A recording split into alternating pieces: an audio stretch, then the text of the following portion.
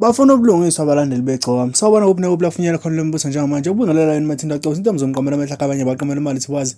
Ngana kwethu ngabe usuku lakho lokuqala la ngicatha nje kulungelo press subscribe button share phinde comment. Ukhuluna ka wonke subscriber. Ayikho mina khamba so senze ukuthi ube wena oqala uthola notification masifakela ivideo yahamba phambili ezishisayo. Ngana kwethu ngabe umdala like awe uyazi sihlangana lapha na kwi comment section ungakhohlwa upress button la join lapha khokho 10 rand njalo ukuphela kwenyanga. Siqinisekise ukuthi umniningwane sabank le abayifuna lapha ya.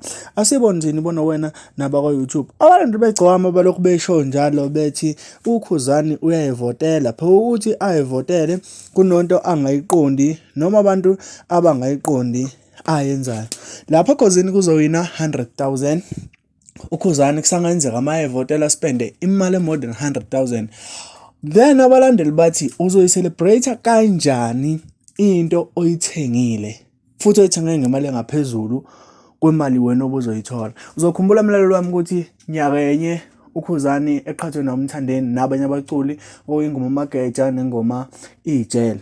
Wawina uKhuzani, wawina amavoti awu 900,000 plus, yabo. Yena ngalelo sikhathi kufanele wena malini azowina 100,000.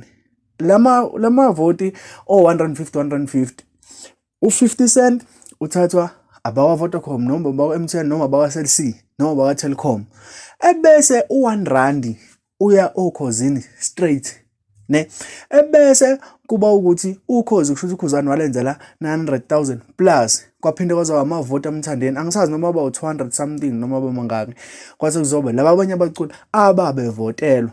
Engicabanga ukuthi umthandeni uyakuqonda ukuthi yena uKhuzini basebenza ngabo. So abantu abamfakile abalandeli futhi yena ngeke azakhankasi. Yona manje bemgxinxa bethi uKhankasi Ngani. Wathi yena uhlelo number 1 entweni zeqiniso kodwa ezengena leqiniso kuyohleli kunenkinga. Uzokhumbula ukuthi uDurban Gogo okuyena umphathi kaThukzini ukhalile wathi cha ngcono kuba uKhuzini kuvotwa kanye umndedwa uvotwa kanye umndedwa. Uzokhumbula futhi ukuthi abalandeli bamthandeni mase behlulile bathi uKhuzani bebagxinxa ama-sim card laba abanye ngoba bekuvotwa kanye. So ngenza wethu i-strategy soKhozi sokuthi kuveza ukuthi ingoma ehamba phambili ngokuvotela yipi si right kodwa futhi si wrong kwelinye side ngoba uKhozi lubuke ngathi selikhopha izinto eziningi alisafiki nento yalo entsha kanti uKhozi kade langayiveza ingoma abacimbe bephushile kuze kuvela ama result mhla ka31 ebusuku ngo12 kuzongena umhla ka1 ngaleso sikhathi. So ngenza wethu kodwa ama market ngeke siwacontrol wonke futhi ngeke azafane. So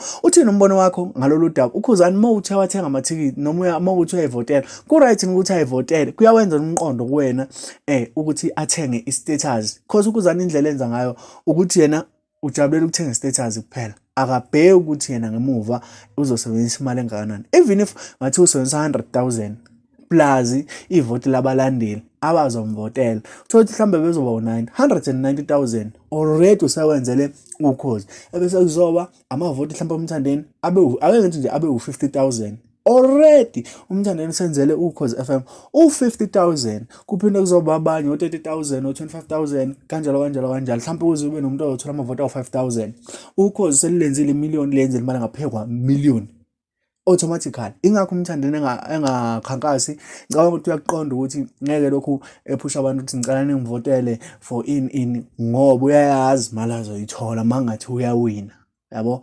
Futhi uyazi ukuthi uKhozi uzobe lumrobhe kangakanani mangathi uyawina. So ngana wethu ngiyafisa ukuthi uzivola khona nodaba uthi uPaula nje ngana wethu sixoxe siyidingide le ndaba uyangazi kuma comment ukuthi hleli ngikhona nani hlala nikhona nami. Ungakhohlwa ukusubscribe share phinde comment. Ukhuluna ka wonke umusubscribe ayikhamela khamba so senze ukuthi ube wena oqala notification masifaka le video ehamba phambili. Ngibambe ku video landela umlalelo wami.